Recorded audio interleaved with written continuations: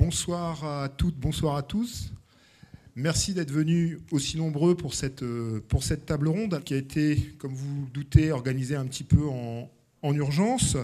Et ça me donne l'occasion de remercier mes collègues qui ont accepté au pied levé de travailler pour proposer une communication. Je remercie également l'Université permanente qui a été extrêmement réactive et qui nous a permis d'organiser cette table ronde dans les meilleures conditions et dans l'amphi Carnéis. Et puis je remercie également Sacha Crusson que vous avez vu à l'entrée qui s'est occupé de toute l'organisation parfaitement comme toujours. Donc c'est peu de dire que j'imagine comme nous vous avez été surpris par les événements, sans doute un peu sidérés. Et dans cette région de l'Europe que finalement en France nous connaissons relativement peu, nous avons voulu faire un éclairage historien sur cette histoire des relations entre la Russie et l'Ukraine replacées dans une longue perspective puisque nous commencerons au Moyen-Âge pour terminer au XXIe siècle. Alors évidemment, ce qui nous a tous frappés, nous sommes spécialistes de périodes différentes, c'est à quel point certains éléments du passé, plus ou moins récents, se retrouvaient dans la crise que nous connaissons actuellement. Et il nous a semblé important d'apporter cet éclairage sur ces permanences de cette histoire longue des relations entre la Russie et l'Ukraine, entre l'espace russe et l'espace ukrainien, entre les peuples russes et les peuples ukrainiens. Alors, bien sûr, nous n'avons aucune prétention à l'exhaustivité. Il s'agit simplement de mettre en perspective, de rendre compte de l'emboîtement des enjeux pour nous permettre de mieux appréhender ce phénomène auquel, c'est le moins qu'on puisse dire, nous ne nous attendions pas. Alors, voilà rapidement comment la table ronde va se dérouler. Donc, dans l'ordre d'apparition, si j'ose dire, nous allons commencer avec Annick Peters-Cousteau, qui est professeure d'histoire du Moyen-Âge. Donc nous sommes tous professeurs à Nantes Université.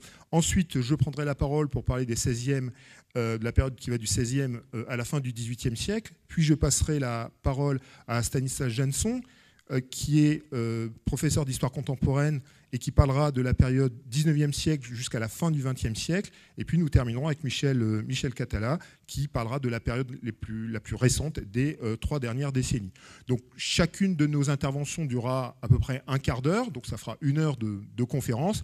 Et puis à la fin de cette heure, eh bien, le micro passera dans la salle si vous avez des questions ou des observations à formuler. Nous tâcherons de vous répondre du mieux possible. Voilà, je vous souhaite une bonne conférence. Merci encore de votre présence.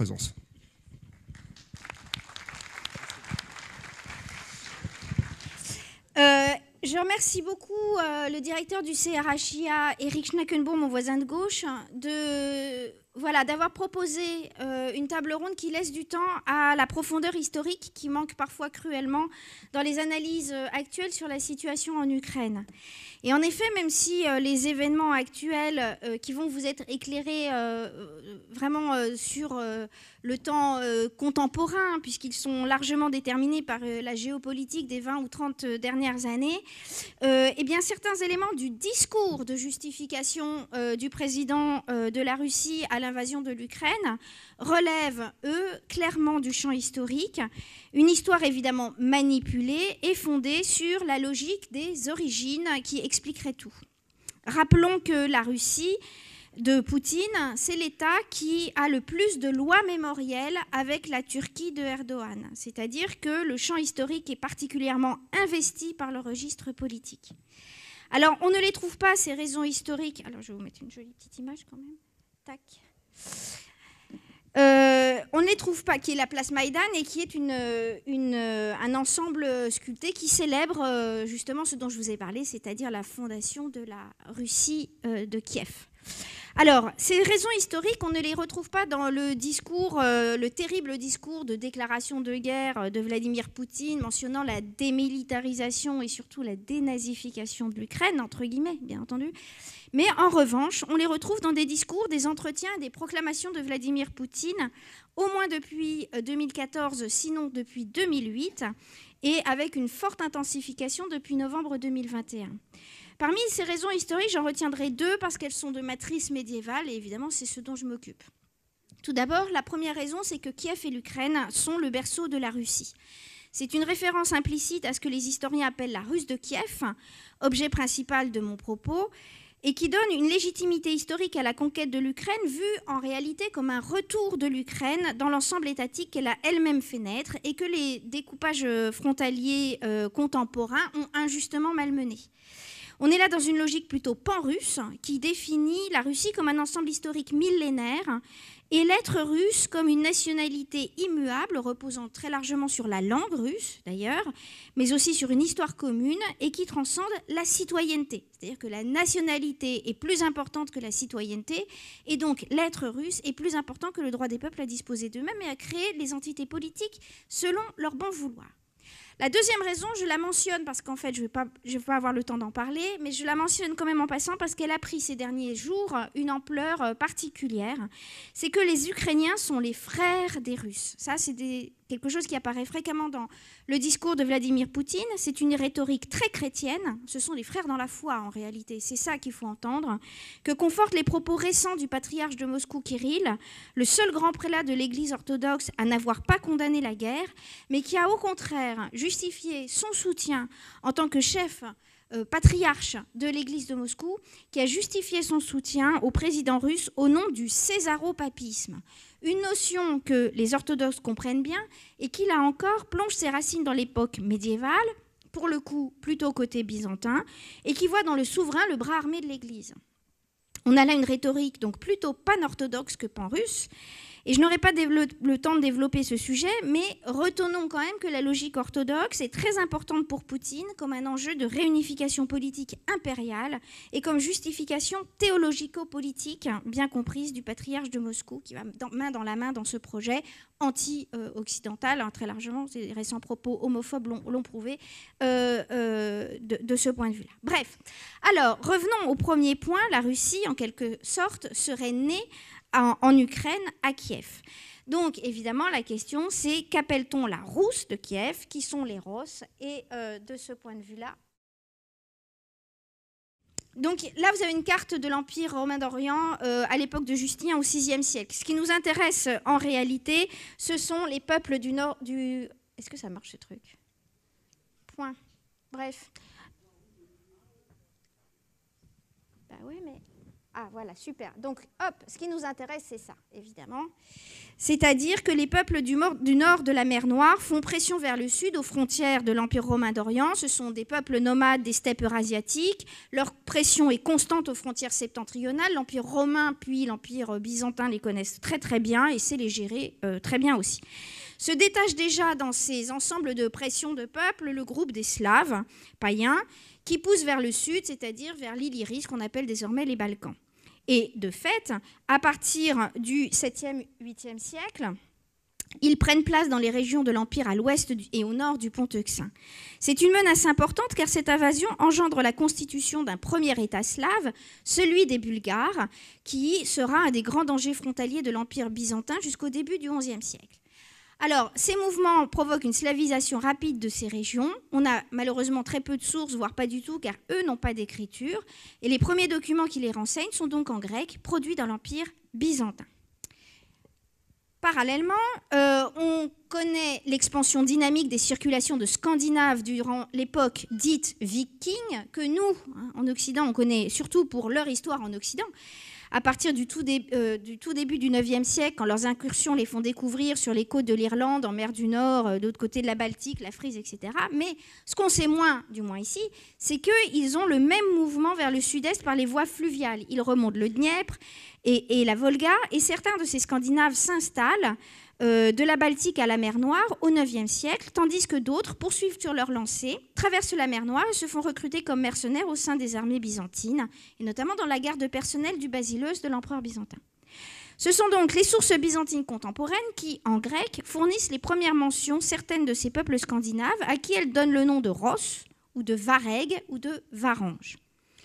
Alors, depuis le IVe siècle, d'ailleurs, ce qui est important de voir, c'est que la zone de contact entre l'Empire byzantin et ces Slaves c'est scandinave, pardon, c'est la petite péninsule de Kersonès, que l'on appelle désormais la Crimée, qui s'avance au nord de la mer Noire.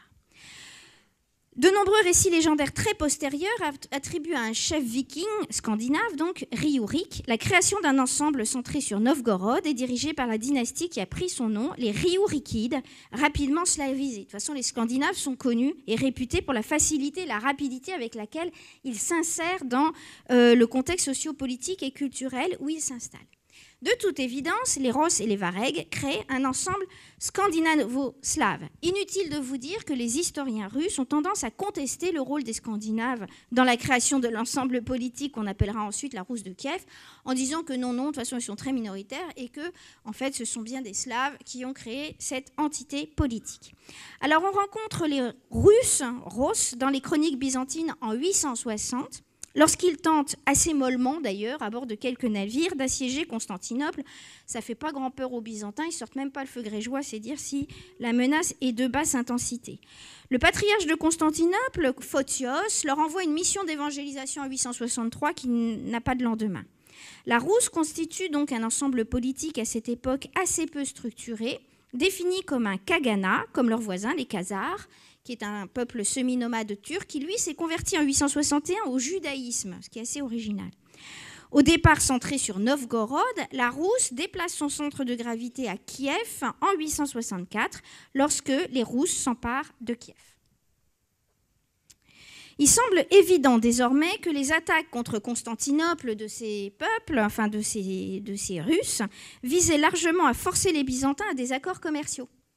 Le premier d'entre eux fut donc accordé aux Russes en 911, suite aux attaques d'Oleg en 907.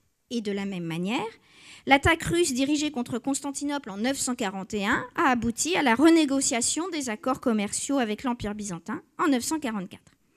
Alors, en 944, les Russes ont plus que jamais besoin de pouvoir passer par l'Empire byzantin pour atteindre le califat, qui est en fait leur principal partenaire de négociation commerciale, parce que leur rupture récente avec les Khazars les a coupés de la route de la mer Caspienne, qui était la route classique pour aller jusqu'au califat.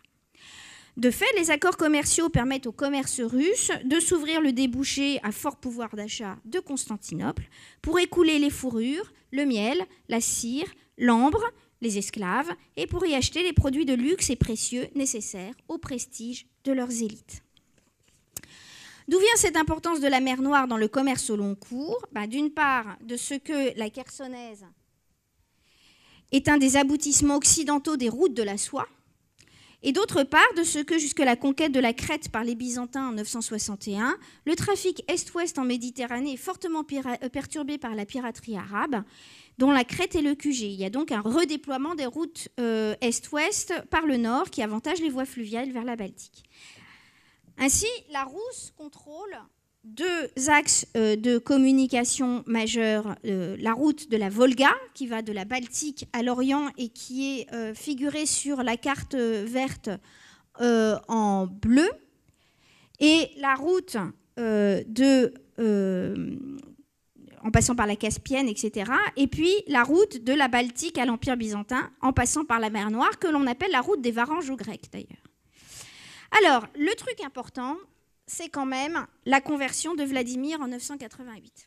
Je vous passe sur le récit légendaire, les récits légendaires, bien qu'ils soient vraiment très intéressants, surtout lorsque l'un de ces récits dit que Vladimir aurait envoyé une ambassade à Constantinople et une autre chez les Germains, c'est-à-dire l'empereur Othon, pour assister à la messe, et que les premiers sont revenus émerveillés d'une messe à Sainte-Sophie où il y avait de la lumière, de l'encens, des chants magnifiques et de l'or partout, et que ceux qui sont revenus de Germanie étaient un petit peu circonspects et que c'était un peu tristounet. Donc il a dit alors hop, convertissons-nous au christianisme selon la mode byzantine. La réalité, elle est tout autre.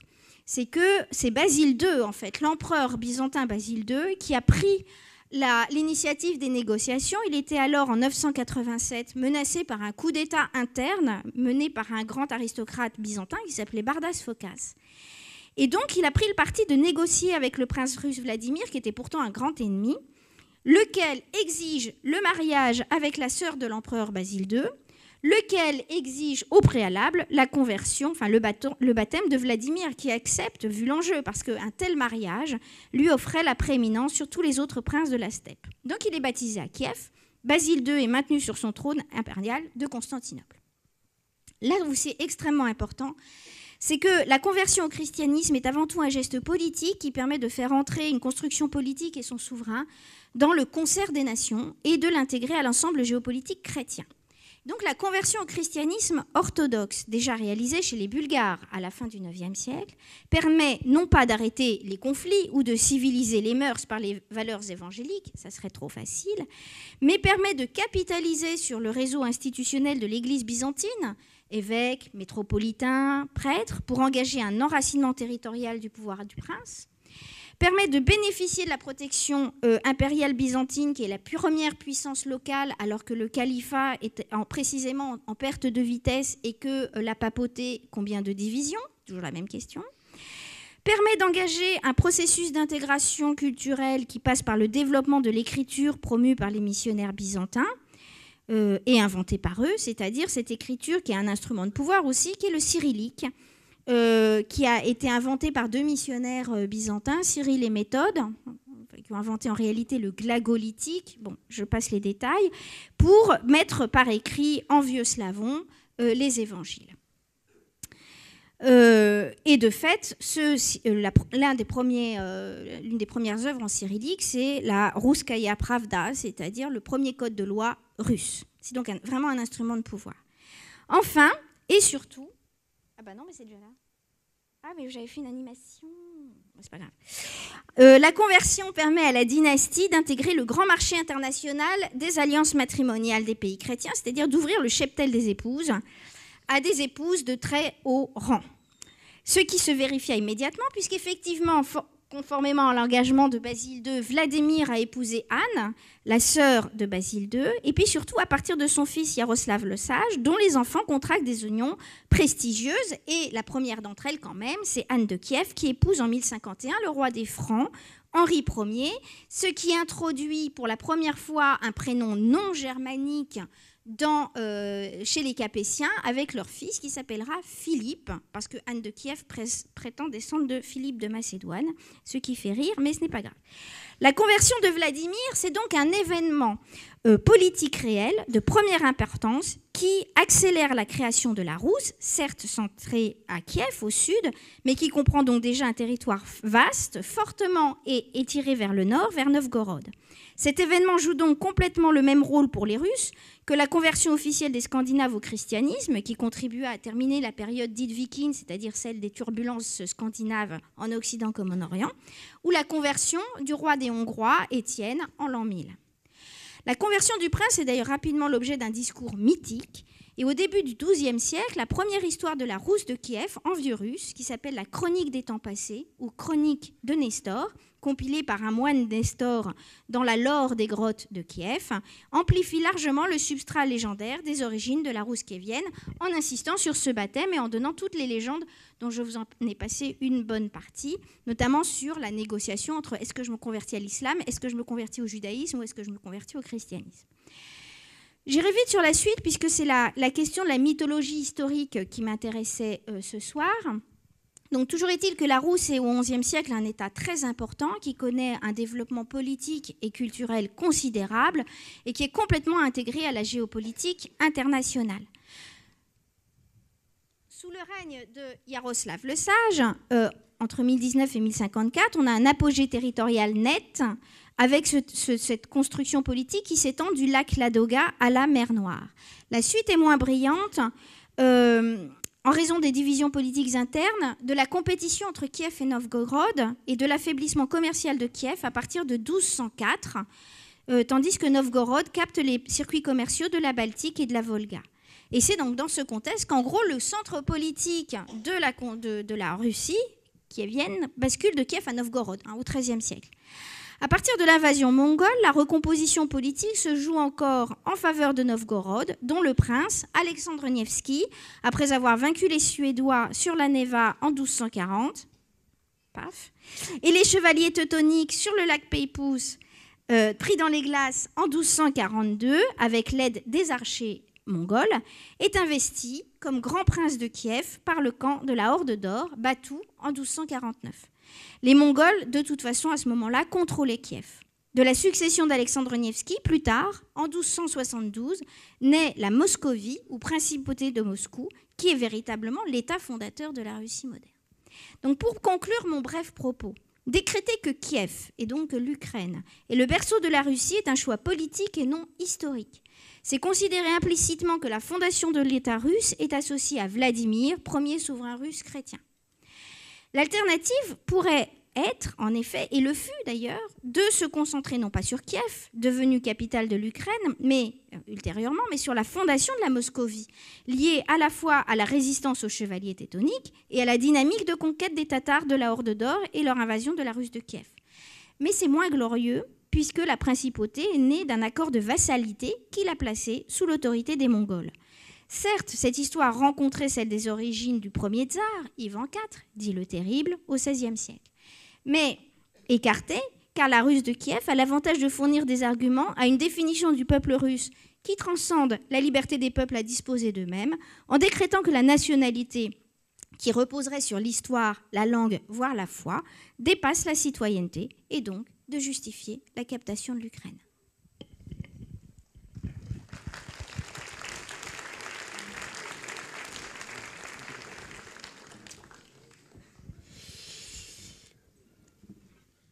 De la souveraineté polonaise à la domination russe autour de 3 dates, 1654, 1709, 1792. Alors, non. Voilà. Au début du XVIIe siècle, l'Ukraine fait partie de l'ensemble polono-lituanien, qui est le plus grand État de l'Europe à cette époque-là, puisqu'il y a le Grand-Duché de Lituanie et la Pologne qui se sont réunis.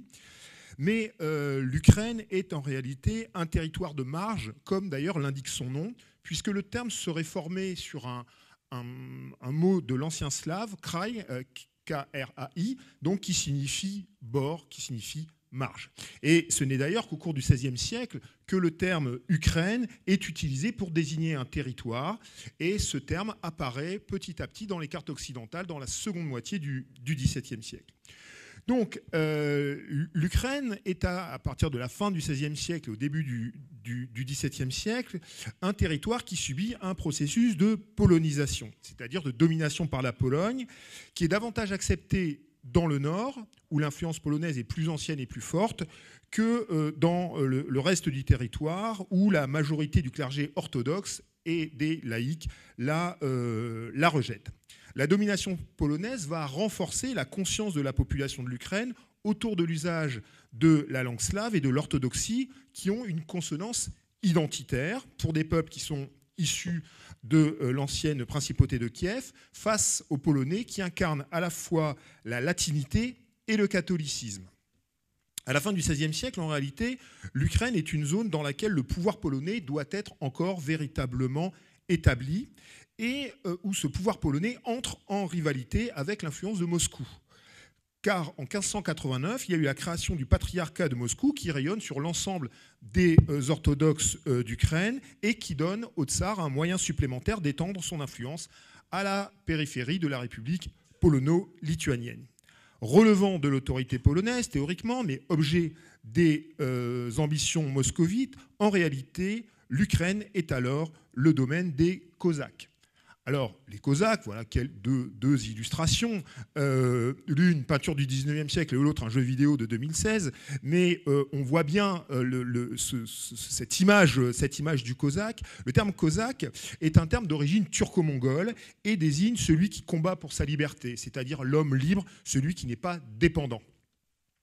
Les Cosaques vont former des communautés. Alors vous en avez un certain nombre ici. Alors vous voyez en violet la communauté des Cosaques Zaporog, qui sont situés, dont le terme signifie situés au-delà des rapides du Dniepr, et d'autre part en vert les Cosaques du Don, dont je vais dire un mot. Alors ces communautés Cosaques, ce sont des communautés de mercenaires, de brigands, de personnes en fuite, notamment des paysans qui fuient le servage. Ils vivent donc en communauté, ils élisent leur chef, qu'on appelle un hetman, Et ils sont établis, comme vous le voyez, aux confins de la République polono-lituanienne, au contact avec les Tatars de Crimée qui sont musulmans et vassaux de l'Empire ottoman.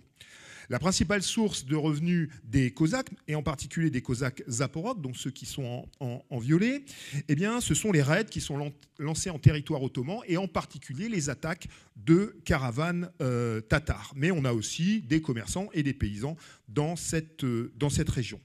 Bien que nominalement les Cosaques relèvent de la Pologne, en réalité ils vivent de manière autonome et servent de garde-frontière au sud-est de l'État polono-lituanien. Donc le principal groupe de ces Cosaques, c'est les Cosaques Zaporog, donc établis sur le bas de Dniepr, qui sont orthodoxes.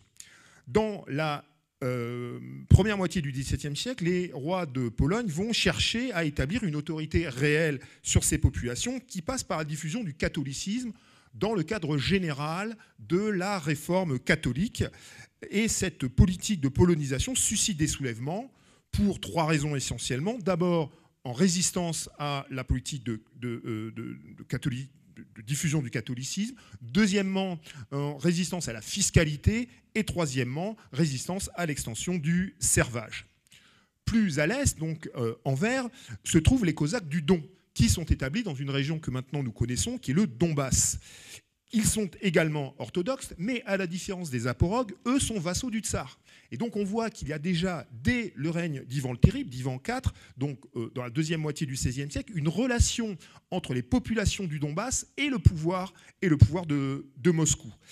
Ces Cosaques du Don ont également une fonction de garde frontière, et leur souvenir s'est perpétué jusqu'à aujourd'hui, puisque vous voyez ici à Louhansk, encore une fois que nous connaissons depuis quelques semaines, un monument en l'honneur des Cosaques du Don, je cite, « au fils de la gloire et de la liberté ». En 1648, une grande révolte de Cosaques Zaporog va éclater sous le commandement de l'hetman Bogdan Khmelnytsky, et les cibles des insurgés sont tous ceux qui incarnent le pouvoir polonais, et en particulier les membres du clergé. Alors il faut savoir que Khmelnytsky est soutenu par une partie importante du clergé orthodoxe de Kiev, et il se présente comme un défenseur de la foi. Ce sont des arguments d'ordre religieux qui amènent les Cosaques à rechercher la protection du tsar pour échapper à la double menace du catholicisme au nord avec les Polonais et de l'islam au sud avec les Tatars. Et Khmelnytsky va chercher à convaincre les Cosaques de passer donc sous l'autorité du tsar. Alors pour les Russes, c'est une aubaine parce que l'appel des Cosaques a plusieurs intérêts. D'une part, ça leur permet de progresser vers le sud, et notamment vers les riches terres fertiles, les terres noires, les tchernosiums d'Ukraine. Ça leur permet également, sur le plan politique, d'affaiblir le voisin polonais. Mais il y a aussi un intérêt religieux.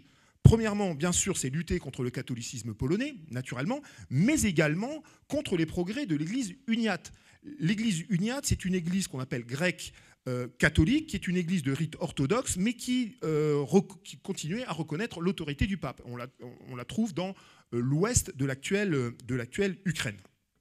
Alors, en 1654, l'Assemblée de Pereslav, lors de l'Assemblée de Pereslav, les Cosaques acceptent le principe de l'union avec la Moscovie par une charte. Donc il y a un accord, une négociation qui prévoit les droits et les devoirs des Cosaques. Donc ils gardent certaines de leurs libertés traditionnelles, mais ils perdent notamment en autonomie, notamment pour leurs relations avec leurs voisins. Et c'est une date, donc cette date de 1654, qui est extrêmement importante, puisqu'on la retrouve aujourd'hui à Kiev avec ce monument. C'est un monument qu'on appelle donc l'Arche de l'amitié entre les peuples, qui a été inauguré en 1982, qui n'est pas très loin de la place Maïdan. Et vous voyez sur l'image qui est en bas, on voit dans le bon style soviétique un ouvrier et un agriculteur qui avancent vers l'avenir radieux du socialisme, et derrière un marbre avec les participants à l'Assemblée de Pereslav. Donc cette union entre l'Ukraine et la Russie. Alors évidemment, cette union entre cet accord de Pereslav va provoquer une guerre avec la Pologne, qui se voit privée de l'Ukraine. Mais en réalité, les Russes vont occuper le territoire qui est situé sur la rive droite du Dniepr, que vous avez ici de manière assurée. Et ce territoire-là va être officiellement reconnu à la Russie en 1686. C'est un moment qui est extrêmement important dans l'histoire de l'Europe de l'Est. D'une part, parce que ça assure, cet accord de 1686 reconnaît à la Russie la possession de Kiev, ça c'est la première chose, mais au-delà, c'est un basculement de l'influence politique, de l'équilibre politique dans cette région, puisqu'on a un déclin de l'influence polonaise et au contraire l'avènement de la puissance moscovite.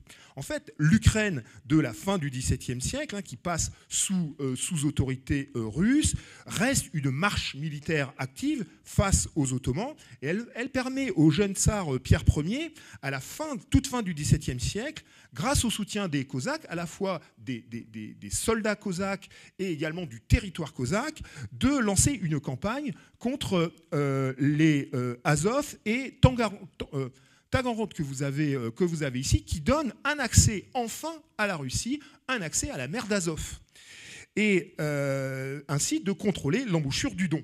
Alors ce succès est confirmé en 1700. Or, cette année-là, très précisément, c'est le début d'un grand conflit en Europe du Nord qu'on appelle la Grande Guerre du Nord. Alors, pour faire très simple, c'est une guerre qui va opposer notamment les Suédois aux Russes. Les Cosaques vont combattre au début de la guerre du côté des Russes, mais le roi de Suède, Charles XII, va tenter une offensive pour aller prendre Moscou. En septembre 1708, il va bifurquer vers le sud et vers l'Ukraine. Pourquoi ? Parce que l'Ukraine a la réputation d'être une terre, je cite, où coule le lait et le miel. Avançant vers l'Ukraine, le Letman des Cosaques, qui est sujet du tsar, qui s'appelle Ivan de Mazepa, le tsar lui demande d'aller combattre les envahisseurs. Or, Mazepa ne va pas le faire et va en quelque sorte trahir pour se ranger du côté des Suédois. Pourquoi se range-t-il du côté des Suédois ? Parce qu'il conteste la mainmise russe de plus en plus pesante sur l'espace en réalité ukrainien. Alors, les Cosaques se joignent aux Suédois et participent avec eux à la grande bataille de Poltava, qui a lieu, donc Poltava qui est une ville d'Ukraine, le 8 juillet 1709. Et ce qui est intéressant, qui est une défaite cinglante pour les Suédois, et ce qui est intéressant, c'est de voir le sort qui est réservé aux vaincus. Les Suédois qui sont vaincus sont faits prisonniers. Les Cosaques qui sont vaincus et arrêtés par les troupes russes sont tous exécutés car ils sont considérés comme des traîtres.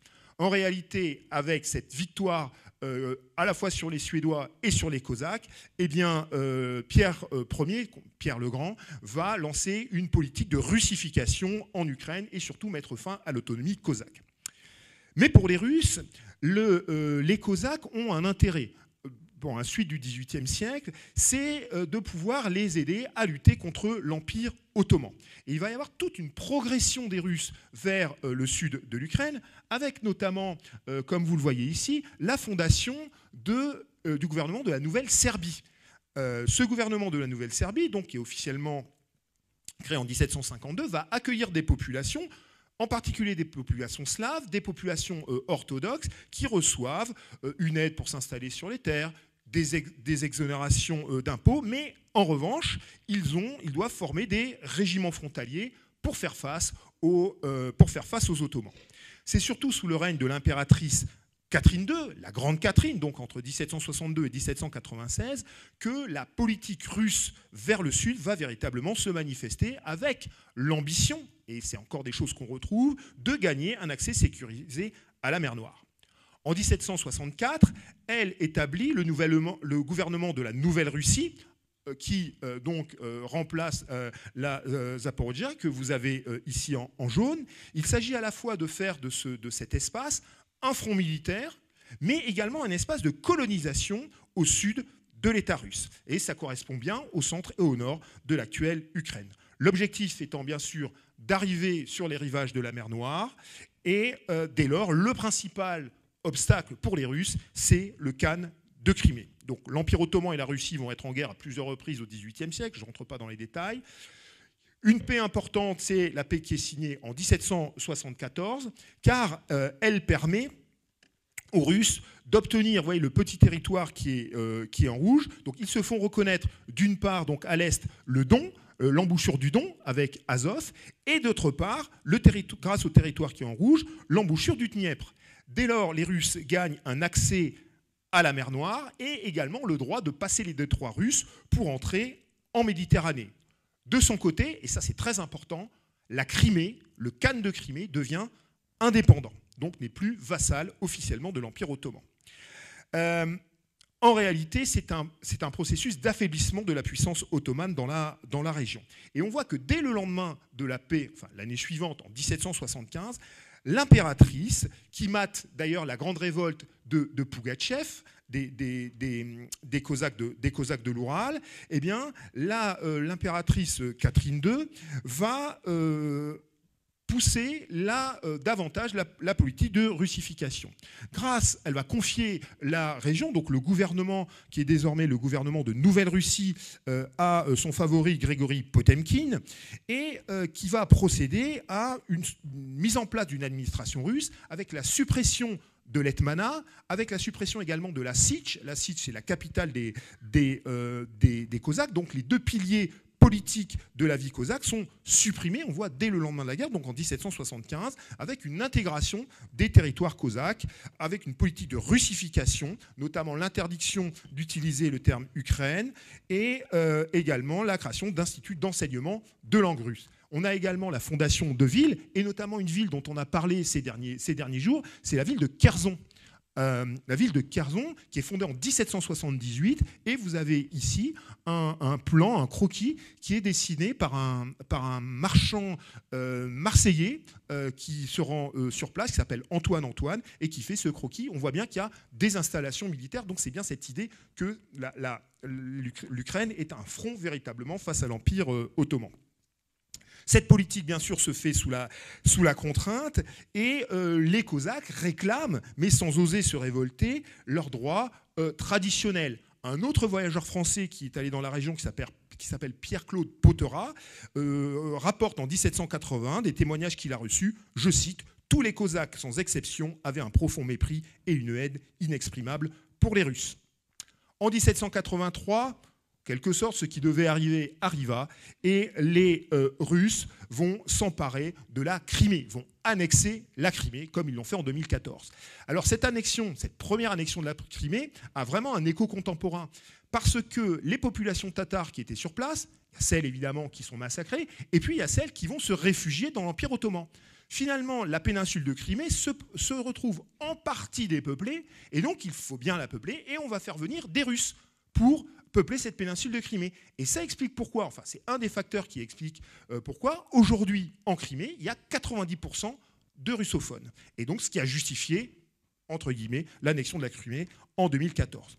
La colonisation de l'Ukraine et de la Crimée est pour les Russes un processus de civilisation et de russification, par l'installation donc de populations russes, et il y a vraiment un effort de développement. Et c'est là qu'en 1787, il va y avoir la visite en Crimée de Catherine II et de l'empereur Joseph II, et Grigori Potemkin, pour faire croire que le territoire était extrêmement développé, eh bien, va faire ces fameux décors de théâtre, va endimancher les paysans, d'où l'expression que vous connaissez de village Potemkin. Donc ça date de cette année 1787.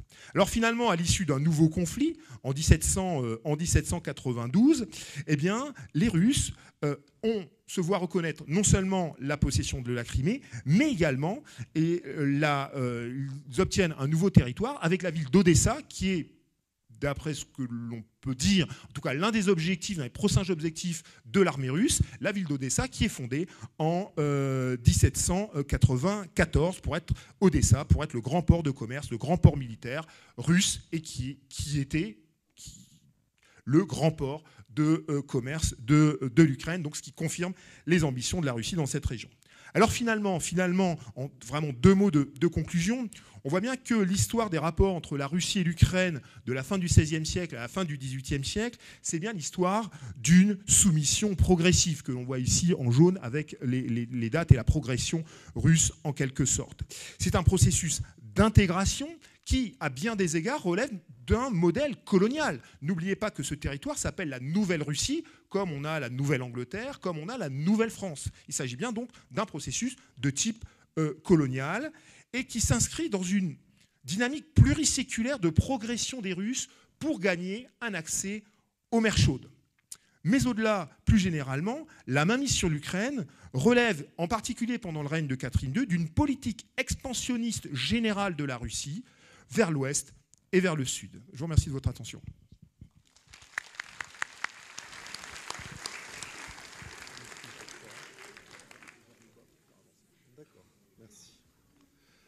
Bon, merci beaucoup, Eric. Donc, à mon tour de prendre la suite chronologique de cette série de conférences.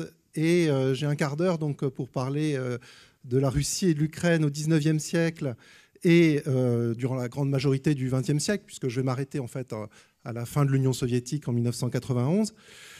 Donc c'est évidemment impossible en un quart d'heure de parler de tout ça, surtout qu'on a affaire quand même à des relations souvent conflictuelles et dramatiques.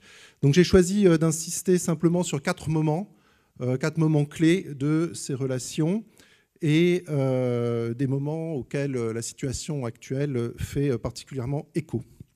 Alors le premier moment, donc il faut que j'appuie là, c'est ça, voilà. Le premier moment, donc c'est au XIXe siècle, la guerre de Crimée, donc 1854-56. Alors je vais aller rapidement passer vite sur cette guerre en elle-même. Bon, c'est un conflit majeur qui affecte toute l'Europe, dans le cadre du concert européen donc, de l'époque et des logiques d'équilibre qui animent donc, les grandes puissances. À l'origine, bon, il y a des querelles entre orthodoxes et catholiques pour la protection des lieux saints, mais il y a surtout, de la part de la Russie, la volonté de contrôler les détroits. Eric Schnackenburg l'a dit tout à l'heure. Bon, toute l'histoire du XIXe siècle et aussi du XVIIIe et du XIXe siècle, c'est une histoire de conflit dans cette région entre la Russie et l'Empire ottoman.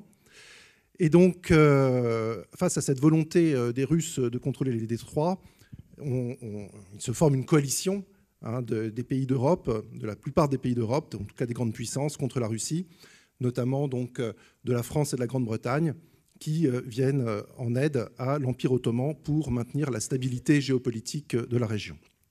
Alors, c'est une défaite cuisante pour la Russie que cette guerre de Crimée. La Russie qui perd donc le territoire ici que vous voyez de la Bessarabie, qui est un territoire important parce que ici vous avez les bouches du Danube. La Russie qui perd aussi, qui déplore 400 000 morts quand même. C'est une guerre très, très violente que cette guerre de Crimée. Donc 400 000 morts côté russe. Alors il y a des conséquences à la fois locales et régionales, et puis des conséquences au niveau national. Alors sur le plan local, comme Eric l'a rappelé, la Crimée, elle est russe depuis 1783.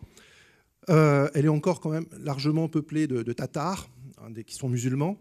Et l'armée russe qui se bat donc en Crimée, c'est une armée à l'époque qui n'est composée que de Russes. Il n'y a pas de population allogène dans l'armée russe. Donc c'est une armée russe qui se bat en milieu hostile aussi. Donc les Tatars, évidemment, de Crimée sont accusés d'avoir pactisé avec les Ottomans, et ce qui expliquerait donc la défaite des Russes, ce qui fait qu'ils sont massivement déportés ou chassés vers l'Empire ottoman. Et à la suite de ça, les Russes vont continuer donc de peupler effectivement la Crimée et d'en faire une base navale renforcée pour contrôler donc la mer Noire. Donc de ce point de vue-là, la défaite de la guerre de Crimée est importante pour la géopolitique de la région et notamment donc de cette péninsule. Et au niveau national, au niveau de la Russie, la défaite russe, c'est vraiment un électrochoc. Et le jeune tsar qui arrive à la tête de la Russie, Alexandre II, en 1855, donc en pleine guerre de Crimée, il va justement tout faire, enfin voilà, il va avoir la volonté de faire en sorte qu'une telle défaite ne puisse pas se reproduire. Donc des réformes menées par Alexandre II dans les années 60, dont l'abolition du servage, et aussi donc une politique de russification de l'Empire et des populations non slaves de l'Empire. Alors il faut comprendre aussi que pour les Russes, à cette époque-là, l'Empire doit reposer justement sur les trois grandes parties slaves de l'Empire. Et ces trois grandes parties slaves, c'est la Russie, évidemment, c'est aussi la Russie blanche, c'est-à-dire la Biélorussie, et c'est ce que les Russes appellent la petite Russie, c'est-à-dire en fait l'Ukraine. Les Russes n'utilisent pas le terme d'Ukraine, ils utilisent le terme de petite Russie donc, pour qualifier l'Ukraine. Par exemple, Tchaïkovski compose sa deuxième symphonie qu'il appelle Petite Russienne, parce qu'il fait appel à des airs folkloriques ukrainiens donc, dans sa partition. On a donc une négation à cette époque-là de l'Ukraine en tant que telle et de la culture, de la spécificité de la langue ukrainienne. Donc là, je vous cite une phrase du ministre de l'Intérieur russe de 1863, Valouev, qui dit « Une langue séparée petite russienne n'a jamais existé, n'existe pas et ne peut exister ». Ça fait écho quand même à des déclarations de Poutine très récentes. Et on dit toujours qu'actuellement, enfin on dit souvent que Poutine veut rétablir l'empire soviétique, l'URSS. Non, son objectif c'est ça, c'est l'empire russe d'avant 1914 essentiellement, enfin d'avant 1917.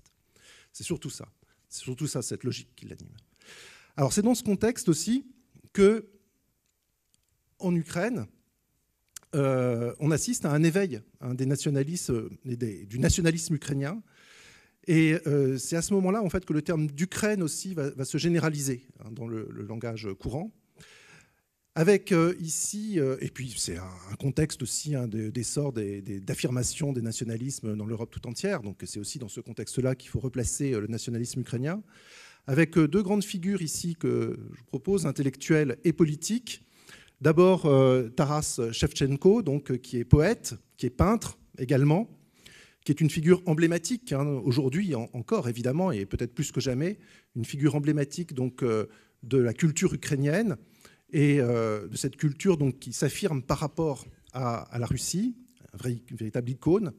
Il s'élève contre l'oppression russe, il est emprisonné à plusieurs reprises, exilé. Il crée aussi un alphabet ukrainien. Il contribue aussi au renouveau et à la codification de la langue ukrainienne pour bien la distinguer de la langue russe. Alors, Shevchenko, donc c'est effectivement une icône, mais qui sera aussi considéré au temps de l'Union soviétique comme soviéto-compatible, si on peut dire. Et la grande université de Kiev, qui est créée en 1939, elle porte son nom. Deuxième figure, Mikhailo Hrushevsky, que vous voyez donc de l'autre côté. Ici, en plus, bon, voilà, le portrait figure sur un timbre donc, récent. Donc Hrushevsky, lui, c'est la génération suivante, c'est un historien. Il est né en Pologne russe. Il est professeur d'histoire à l'université de Lemberg. Alors Lemberg, c'est Lviv actuellement. C'est une ville qui a beaucoup changé de nom dans l'histoire récente. Si je passe... C'est quoi la diapo suivante? C'est celle-là. Toc. Alors, c'est pas cette diapo que je voulais le mettre, mais c'était la dernière. Voilà, ici. Là, vous voyez, Lemberg, c'est là. Et donc, à l'époque, au XIXe siècle, cette partie-là de l'Ukraine actuelle, elle est austro-hongroise. Elle appartient à l'Empire d'Autriche-Hongrie. Donc, je reviens en arrière. Et en fait, c'est dans cette partie-là de l'Autriche-Hongrie que la culture ukrainienne va pouvoir se développer, puisqu'elle ne peut pas se développer dans l'Ukraine russe, elle va se développer dans cette partie-là. Et c'est à Lemberg que justement Hrushevsky, qui est professeur à l'université de Lemberg en Galicie, publie à partir de 1898 une histoire de l'Ukraine russe en ukrainien, en 10 volumes, qui met en avant justement la spécificité ukrainienne. Alors il incarne cette culture ukrainienne, il va s'engager ensuite en politique, et il est élu président de la première assemblée, du premier parlement ukrainien, la Rada, en mars 1917. Et c'est sous son impulsion que l'Ukraine proclame son indépendance le 22 janvier 1918. Alors je passe donc au deuxième moment, précisément la Révolution russe et la République populaire d'Ukraine. Là, on a une période extrêmement complexe pour l'histoire ukrainienne, celle qui va de 1917 à 1922. Donc 1917, c'est les deux révolutions russes. Dès quelques jours après la première révolution qui conduit le tsar à abdiquer, donc se constitue un parlement ukrainien, la Rada, qui va proclamer d'abord l'autonomie de l'Ukraine, puis l'indépendance de l'Ukraine le 22 janvier 1918, à la suite donc, de la deuxième révolution, la révolution bolchevique, et notamment du décret donc, de Lénine sur les nationalités, qui autorise les nationalités de l'Empire à proclamer une certaine autonomie, voire une sécession ou l'indépendance. Alors, Ensuite, les événements se précipitent. Le 9 février 1918, l'Ukraine signe un traité de paix séparé donc, avec l'Allemagne et l'Autriche-Hongrie. Un gouvernement pro-allemand donc, s'installe en Ukraine jusqu'en novembre 1918. Puis la République populaire ukrainienne donc, revoit le jour, en quelque sorte. En même temps, à la suite de l'effondrement de l'Empire d'Autriche-Hongrie, il y a une république, ici, populaire ukrainienne de l'Ouest occidental qui est proclamée en novembre 1918. Et puis, je passe un petit peu, et là, on a une situation donc, en mars 1919 qui vous montre un petit peu la complexité des choses.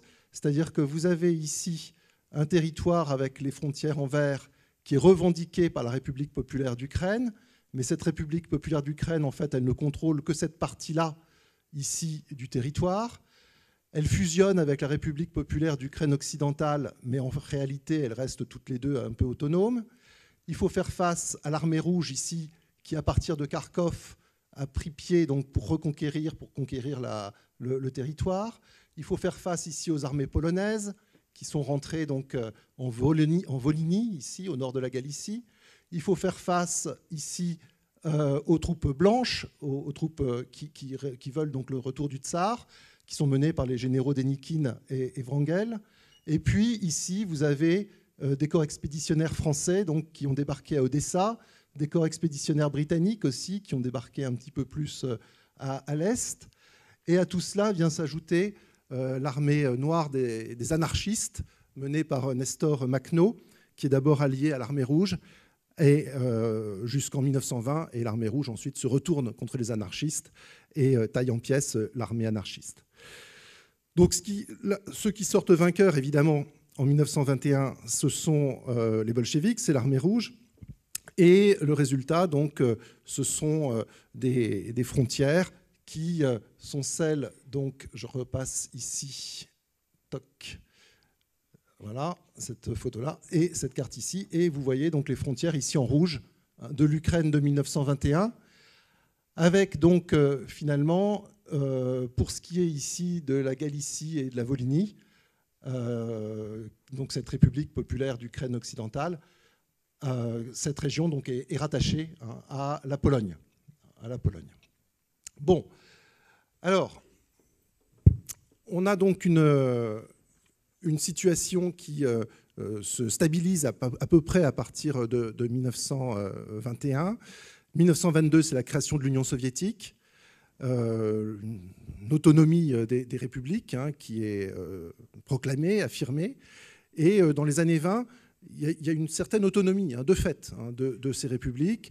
Les Russes apparaissent, ou en tout cas la propagande russe donc, fait apparaître l'intervention donc, de l'armée rouge comme celle d'une armée libératrice. Vous voyez ici, l'armée rouge ukrainienne donc, libère son peuple, voilà, en 1919. Et l'Ukraine, dans les années 20, pour la Russie et pour l'Union soviétique, c'est effectivement le principal appui sur lequel Moscou va pouvoir compter. La nouvelle politique économique, la NEP, c'est une période de relative prospérité économique et intellectuelle pour l'Ukraine. Kiev devient la capitale de l'Ukraine à ce moment-là. Et les cadres du Parti communiste sont des Ukrainiens pour la plupart. Donc, et c'est désormais en Galicie, en fait, c'est plutôt la Galicie qui subit la polonisation en quelque sorte, et l'expression de la culture ukrainienne est plus importante, plus forte, sans doute, dans la partie soviétique que dans la partie polonaise en quelque sorte. Alors, troisième point maintenant, et là les choses donc évidemment vont devenir beaucoup plus dramatiques, la grande famine donc, de 1932-1933. À partir de 1927-28, Staline s'impose comme le seul dirigeant de l'Union soviétique. Et la période précédente, donc la page de la période précédente est tournée, notamment celle de la NEP. C'est la collectivisation des terres. C'est aussi une reprise en main des républiques de l'URSS. L'autonomie, à ce moment-là, devient purement formelle. Et c'est le moment des purges aussi au sein du Parti communiste ukrainien. Alors l'Ukraine est directement victime de la collectivisation parce que c'est une région agricole riche, avec des terres fertiles, le grenier à blé de l'Union soviétique, c'est la formule qu'on utilise souvent. Il y a d'autres régions aussi qui sont victimes évidemment de cette collectivisation, et notamment le Kazakhstan, dont on parle relativement peu, mais qui est une région d'élevage, qui est la première région d'élevage de l'URSS, et qui est aussi victime de la collectivisation, et de façon extrêmement forte, extrêmement dure. À cela viennent s'ajouter de mauvaises récoltes, des réquisitions forcées, et donc une famine qui s'installe dans plusieurs régions de l'Union soviétique, dont notamment en Ukraine et au Kazakhstan. Alors, dans le cas de l'Ukraine, l'objectif, finalement, il est aussi, pour Staline, il est aussi politique. C'est-à-dire qu'en fait, Staline va interpréter aussi les échecs de la collectivisation en Ukraine comme une forme d'opposition politique de la part des koulaks ukrainiens, donc des paysans ukrainiens qui ont pu, non pas s'enrichir, mais enfin avoir une certaine forme de prospérité dans les années 20, au moment de la NEP en tout cas, mais donc une forme d'opposition de la part de ces koulaks et de l'élite ukrainienne. Donc là, vous avez une lettre justement à Kaganovitch qui enfin bon, je vais peut-être pas la lire, mais ou alors si je la lis, je le fais rapidement, mais qui explique bien le point de vue de Staline, 11 août 1932. Si nous ne prenons pas immédiatement des mesures pour redresser la situation en Ukraine, nous pourrions perdre cette république. Il faut avoir à l'esprit qu'au sein du comité du parti ukrainien se terrent bon nombre d'éléments corrompus, de pétlioristes, c'est une référence donc à la République populaire d'Ukraine de 1919-21, déclarés ou latents, et même d'agents directs de Pilsudski, qui est donc le président polonais. Si la situation venait à s'aggraver, il ne mettrait pas longtemps à ouvrir un front d'opposition au parti, de l'intérieur comme de l'extérieur. Je fixe l'objectif de faire de l'Ukraine, dans les plus brefs délais, une véritable forteresse de l'URSS, une république vraiment exemplaire. Et à partir de là, Staline ordonne donc de durcir encore plus les réquisitions forcées. On va réquisitionner même les semences qui étaient prévues pour l'année suivante.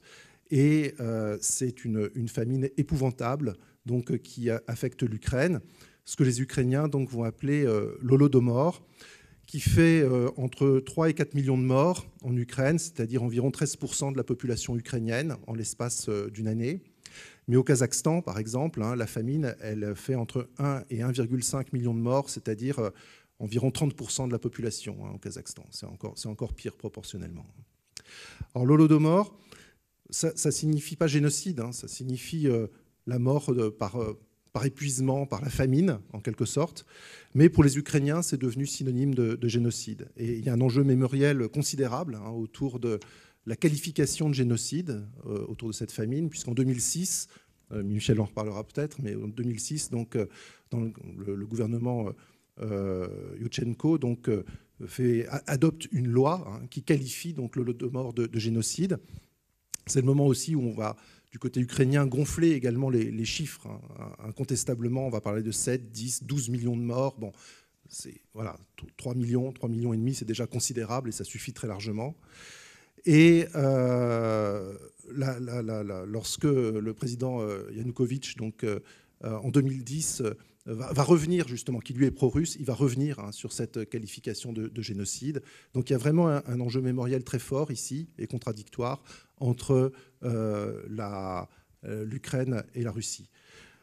Je pense, enfin, on n'a pas le temps ici d'entamer une discussion sur la question de savoir s'il s'agit d'un génocide ou pas, mais ce qui est sûr, c'est que la famine a été intentionnellement aggravée par Staline. On a les instructions données par Staline en janvier 1933 qui demandent justement de réquisitionner absolument tout. Et la famine donc, était intentionnellement de bloquer aussi, de bloquer les gares, les voies de communication pour empêcher les paysans de fuir. Bon. Donc il y a évidemment une volonté intentionnelle d'aggraver la famine. Peut-être pas de la créer, mais de l'aggraver en tout cas. Quatrième moment, pour terminer, parce que le temps passe, c'est l'Ukraine dans la Seconde Guerre mondiale, donc évidemment. Donc invasion de l'Union soviétique le 22 juin 1941, l'Ukraine est occupée, exploitée, elle passe sous administration allemande. C'est le moment aussi de l'extermination de la population juive, les Einsatzgruppen C et D, qui se chargent de cette besogne, à la fois donc, au nord et au centre de l'Ukraine pour les Einsatzgruppen C, et puis au sud et en Crimée pour les D. Multiplication des ghettos à Kiev et ailleurs notamment. Et de 1 à 1,5 million de juifs ukrainiens donc, qui sont exterminés durant cette phase de la Deuxième Guerre mondiale, c'est-à-dire les 2/3 de la population juive de l'Ukraine, en gros. Et une propagande allemande qui va présenter Hitler en libérateur, avec quand même un certain nombre d'Ukrainiens qui vont accueillir favorablement l'Allemagne nazie et qui vont participer aussi au génocide, avec cependant des Ukrainiens qui doivent très vite déchanter, parce que pour Hitler, les Ukrainiens sont des Slaves comme les autres, et donc ils doivent subir le même sort que les autres populations slaves. Mais c'est là où justement il y a un extrémisme ukrainien quand même qui se fait jour, avec l'organisation des nationalistes ukrainiens qui avait été créée donc à Vienne en 1929 et qui proclame l'indépendance fin juin 1941, donc quelques jours après l'invasion de l'URSS par les troupes allemandes. Et donc l'Allemagne va refuser en fait de s'appuyer sur cette organisation qui lui était acquise en quelque sorte. Elle va refuser de s'appuyer sur elle, sauf localement et pour participer à l'extermination des Juifs à certains moments. Mais un des leaders de cette organisation des nationalistes ukrainiens, c'est Stepan Bandera, qui avait créé la Légion ukrainienne pour aller combattre aux côtés de la Wehrmacht. Et Bandera, il est emprisonné par les Allemands qui ne veulent pas entendre parler d'une Ukraine indépendante. Il va être libéré fin 1944. Mais aujourd'hui, c'est un héros pour l'extrême droite ukrainienne. Mais aussi, il y a de nombreuses statues, de nombreux noms de rues également qui portent son nom. Donc c'est aussi un enjeu mémoriel important. Et lorsque Poutine parle de dénazification, il pense aussi à cette période-là, évidemment, de l'histoire, et il se saisit justement de cette période comme d'un prétexte pour étendre le concept à l'ensemble du gouvernement ukrainien, ce qui est évidemment donc totalement faux. Mais par exemple, en 2014, pour justifier l'annexion de la Crimée, Poutine avait déjà utilisé cet argument et il avait dit, je cite, « La Crimée a été sauvée des nouveaux dirigeants ukrainiens qui sont les héritiers idéologiques de Bandera, donc le complice d'Hitler, pendant la Deuxième Guerre mondiale. » Donc vous voyez à quel point, là aussi, l'histoire compte dans la justification donc, des actions menées par la Russie de Poutine. Donc à la sortie de la guerre, enfin, c'est dernière diapo, à la sortie de la guerre, donc l'Ukraine bénéficie quand même d'agrandissements territoriaux, c'est-à-dire que, donc, c'est là.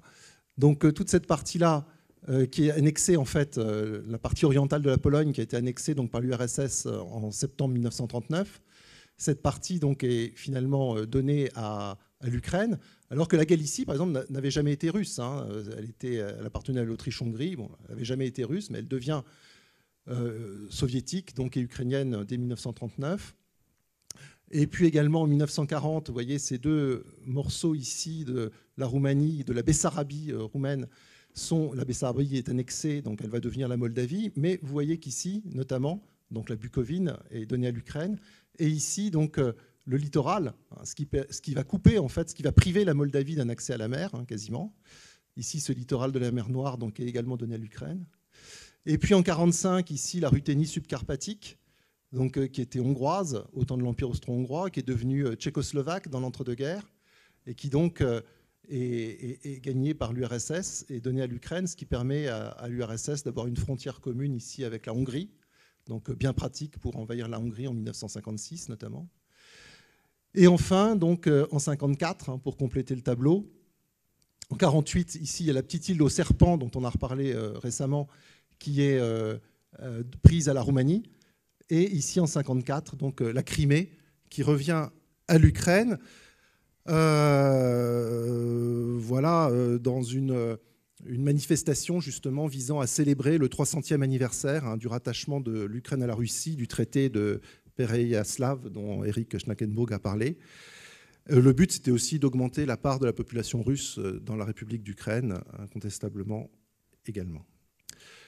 Voilà, donc l'Ukraine redevient finalement, au temps du communisme et de l'Union soviétique d'après 1945, un pilier sur lequel va s'appuyer évidemment la Russie au sein de l'URSS. L'Ukraine bénéficie d'un siège à l'ONU également, de même que la Biélorussie. Bon. L'Ukraine redevient aussi le grenier à blé en quelque sorte de l'Union soviétique. Un lieu aussi où vont être construits un certain nombre de centrales nucléaires et même la majorité, donc la plus grande partie des centrales nucléaires de l'URSS, en tout cas celles les plus importantes.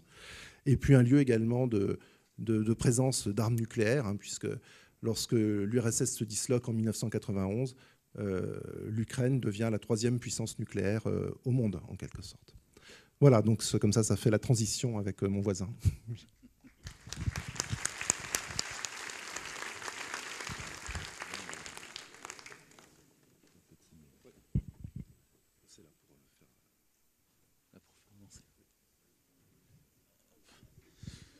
Bon, merci.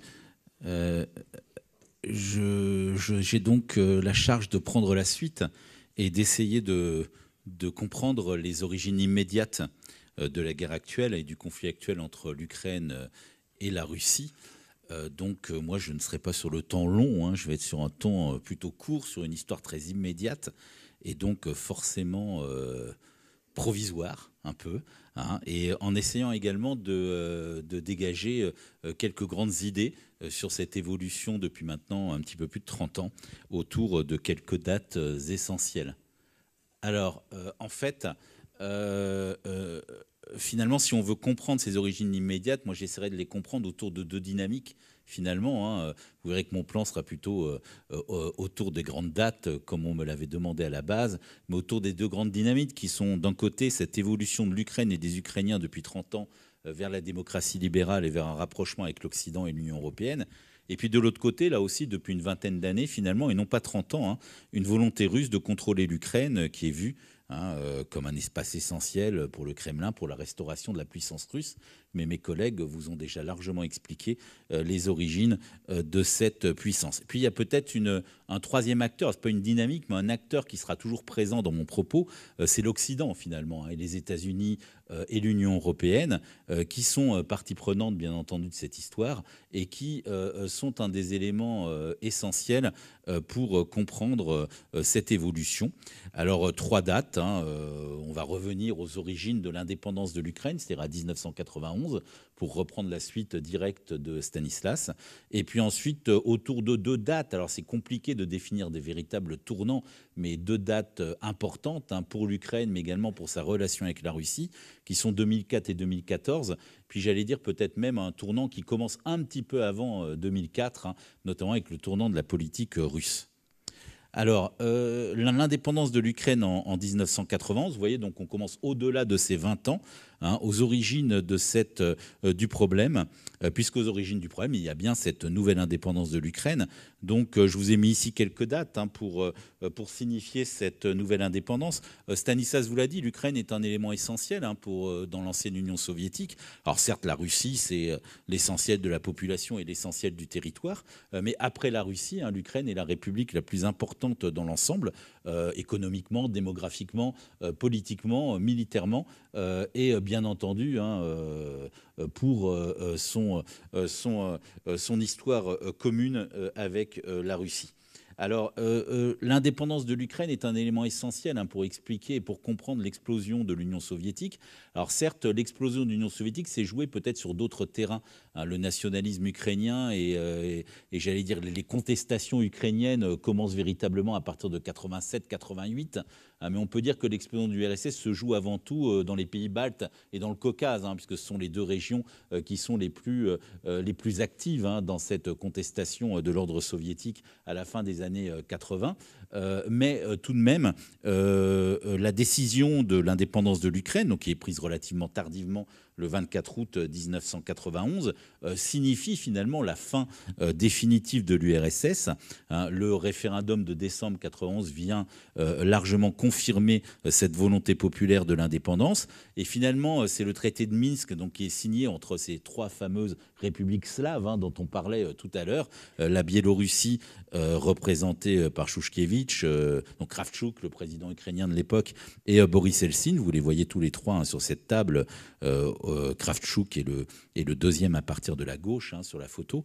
Donc c'est finalement eux trois qui signifient la disparition de l'URSS par la signature de ce traité, parti d'ailleurs sur le principe de tout ce qui est à toi t'appartient finalement, et donc sur une répartition, sur une non-contestation des frontières, y compris d'ailleurs un non-déplacement de l'arsenal nucléaire par exemple, qui va être réglé ensuite postérieurement. Et c'est à nouveau les trois avec d'autres républiques qui signent la création de la CEI, la Communauté des États indépendants, qui est une sorte de prolongation d'une volonté de maintenir une coopération entre ces républiques. Alors je vous ai mis en bas une citation de l'ancien conseiller de Jimmy Carter qui est très connu, qui date de 1997 dans un livre de géopolitique, qui est un peu facile et très réductrice, mais qui est, je pense, intéressante tout de même pour notamment comprendre la vision de la situation aussi par les Américains et par l'Occident. Cette phrase qui dit « L'Ukraine, pivot géopolitique sans lequel la Russie cesse d'être un empire pour devenir un État », mais qui montre aussi la vision qu'ont les Américains de la situation, puisque finalement, cette désunion, c'est aussi le retour de la Russie sur des frontières et finalement sur un État. Et quand on enlève le mot d'empire, on enlève son aspect menaçant, bien entendu, et on va le voir ensuite. Alors, cette indépendance de l'Ukraine, au début, se fait finalement dans on va pas dire une coopération avec les Russes, mais en tous les cas, dans une sorte, de vision, en tous les cas, d'une tentative de gérer en commun les affaires, ou en tous les cas cette situation. La situation de l'Ukraine est très complexe et très difficile en 92 et 93.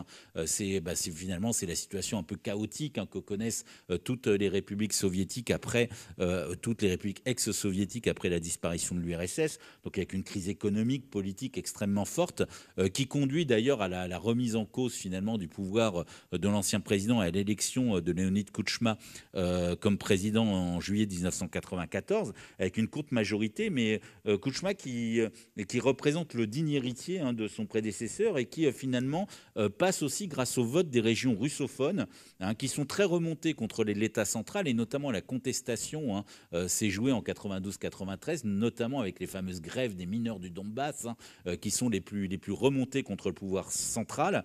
Et finalement, on a déjà, et je vous ai mis aussi cette carte, là aussi un peu simpliste des résultats des élections du second tour, mais qui montre le clivage déjà très fort territorial dans ces élections entre j'allais dire, pour aller vite, le sud-est du territoire, plutôt russophone et donc plutôt partisan, plutôt contestant l'État central de l'époque, et puis la partie la plus occidentale et du nord, qui, comme on vous l'a expliqué précédemment, a vécu une autre histoire, certaines parties de l'époque contemporaine et moderne, et qui déjà est dans une autre vision de ce que doit être cet État ukrainien. Alors, la coopération entre la Russie et l'Ukraine est marquée à ce moment-là, notamment par plusieurs traités, notamment, je vous ai mis ici quelques dates, le mémorandum du 5 décembre 1994 de Budapest, qui est un mémorandum qui, en fait, prévoit que l'Ukraine, la Biélorussie et le Kazakhstan, qui sont les trois républiques qui possèdent toujours des armes nucléaires à la suite de la disparition de l'URSS, que ces trois pays finalement adhèrent au traité de non-prolifération et abandonnent leurs armes nucléaires, soit en les détruisant, soit en les rendant à la Russie, qui est vécu comme l'État successeur de l'URSS, et avec un engagement qui est négocié par les Ukrainiens, avec d'ailleurs l'accord des Américains et des Anglais qui font partie de cet accord et qui signent également ce mémorandum, qui est un engagement finalement de sécurité, d'inviolabilité des frontières et de sécurité et de non-attaque par les puissances nucléaires de ces trois États. Donc ça marque la volonté de coopérer en tous les cas et de maintenir cette coopération. Et le traité d'amitié qui est signé en 1997, toujours avec un Leonid Kouchma qui est finalement très proche des Russes, vous le voyez en photo ici lors de la signature de ce traité d'amitié avec Boris Eltsine, et ce traité d'amitié d'amitié, finalement, est une garantie supplémentaire de la proximité entre les deux pays. Alors, garantie par la Russie d'inviolabilité des frontières, notamment ukrainiennes, et puis également la reconnaissance mutuelle des droits et des libertés des citoyens des deux pays, dans chacun des deux pays, ce qui montre une très grande proximité. Finalement, c'est un peu la traduction, on va dire, de cet aspect peuple frère dont vous parliez tout à l'heure, c'est-à-dire une reconnaissance, une double reconnaissance des droits des citoyens dans les deux pays. Vous avez vu que tout ça se fait dans un contexte bien particulier, qui est celui de la signature en parallèle à 4 jours d'intervalle de l'acte fondateur et de l'accord entre l'OTAN et la Russie, excusez-moi, pas l'URSS et la Russie, l'accord sur la coopération et la sécurité mutuelle, et donc là aussi qui marque la volonté, notamment d'Helsinki et du président Clinton, à cette époque, d'aller vers une coopération entre l'OTAN et la Russie, puisque le préambule déclare, je cite, que la Russie et l'OTAN ne se considèrent pas comme des adversaires, ce qui marque la naissance de relations plus pacifiées entre les deux ensembles. Et d'ailleurs, c'est également en 1997 que l'OTAN décide d'accueillir en son sein la Pologne, la République tchèque et la Hongrie, ce qui sera officialisé en 1999, mais qui est décidé à ce moment-là. Alors, le premier véritable tournant, finalement, dans cette première partie, qui est plutôt une partie de coopération ukraino-russe ou russo-ukrainienne, c'est le tournant de 2004, qui est un tournant à plusieurs niveaux, tournant international, tournant également ukrainien, et qui est également un tournant aussi pour la politique russe. Alors, la politique russe a commencé à tourner vers un raidissement, on va dire, de la politique russe en 98-2000, avec notamment la nouvelle guerre en Tchétchénie, la crise financière russe. Et finalement, on est à ce moment-là, puis l'élection de Poutine en 2000, on est à ce moment-là déjà à une première réaffirmation d'une volonté russe, on va dire, d'avoir une vision beaucoup plus critique vis-à-vis de l'Occident. Et d'ailleurs, la diplomatie américaine s'en rend très bien compte à ce moment-là, et se rend très bien compte de ce premier virage vers un durcissement de la politique russe. Mais ce durcissement, j'allais dire, va un peu attendre quelques temps avant de s'exprimer, notamment à cause des attentats du 11 septembre, et finalement d'une certaine proximité russo-américaine, ou en tous les cas dans ce qu'on appelle la guerre contre le terrorisme à ce moment-là. Mais en tous les cas, il va falloir attendre un petit peu. Et c'est véritablement en 2004 que les choses se cristallisent. D'abord avec le double élargissement de 2004 de l'OTAN et de l'Union européenne, et en même temps un contexte ukrainien également de plus en plus compliqué. Alors ce double élargissement qui est, on va dire, interprété de manière complexe par la Russie, c'est double élargissement. Vous avez ici la carte. Alors à gauche, sur votre gauche, la carte de l'élargissement de l'OTAN. Vous voyez en bleu ciel les pays qui rejoignent l'OTAN entre 1999 et 2004. Et vous voyez qu'à partir de ce moment-là, l'OTAN a véritablement une frontière commune avec la Biélorussie et avec l'Ukraine, cette OTAN qui se rapproche. Vous voyez la poussée vers l'est de l'OTAN, le titre est révélateur. Et puis en même temps, l'admission, c'est la carte de droite, qui est beaucoup plus basique, mais qui avait des couleurs. Je me dis que vous verriez bien les choses. Les pays en jaune, c'est les nouveaux pays qui rentrent dans l'Union européenne en 2004, avec cet élargissement vers l'est, comme on l'appelle également. Et ce double élargissement, finalement, rend l'Ukraine frontalière avec l'OTAN et avec l'Union européenne. Et donc, désormais, conserver le contrôle de l'Ukraine devient un enjeu prioritaire pour la Russie de Poutine, dans un contexte ukrainien qui, lui aussi, depuis 1998, va avec un conflit de plus en plus fort entre les libéraux d'un côté, plutôt pro-occidentaux, et de l'autre côté, les pro-russes, et un clivage toujours territorial très marqué, un clivage électoral très marqué qui va se jouer notamment pendant l'élection présidentielle de 2004, qui exprime ce conflit finalement majeur entre les deux partis. Alors autour du combat entre deux hommes, Yanukovych, le Premier ministre sortant, qui est plutôt pro-russe, soutenu par Vladimir Poutine,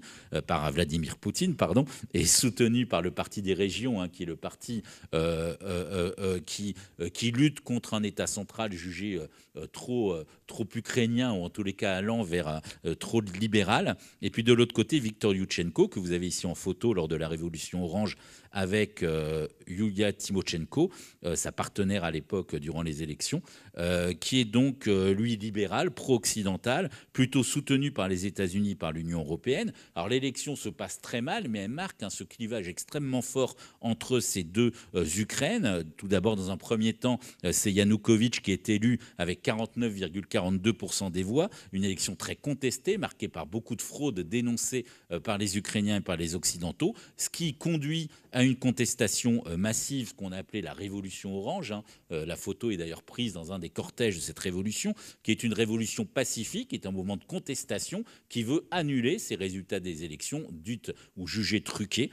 Et finalement, à la suite d'un accord politique entre les deux parties, sous la pression également très forte des Occidentaux et des Européens, eh bien, le second tour va être annulé et il va y avoir une sorte de second tour, un troisième tour, le 26 décembre 2004, qui voit cette fois-ci la victoire de Ioutchenko du camp libéral, avec cette fois-ci un score plus net de 51,99%, mais également contesté, bien entendu, par son adversaire. Alors c'est vécu comme un véritable revers pour Poutine et pour le camp pro-russe. Poutine qui s'était engagé personnellement dans la campagne, en se rendant 2 fois sur le terrain, et dans un clivage très marqué entre les deux parties du territoire. Alors j'ai pas ici mis de carte, mais on va jusqu'à des résultats dans la partie de Lviv, dans la partie la plus occidentale de l'Ukraine, des résultats pour Ioutchenko qui sont à plus de 92% dans les oblasts de l'Ouest, et des résultats pro-Yanukovych dans les oblasts du Donbass, notamment de Louhansk et de Donetsk, qui sont aussi à plus de 93%. Donc on a véritablement un clivage électoral vraiment extrêmement marqué et certainement renforcé par quelques tripatouillages et autres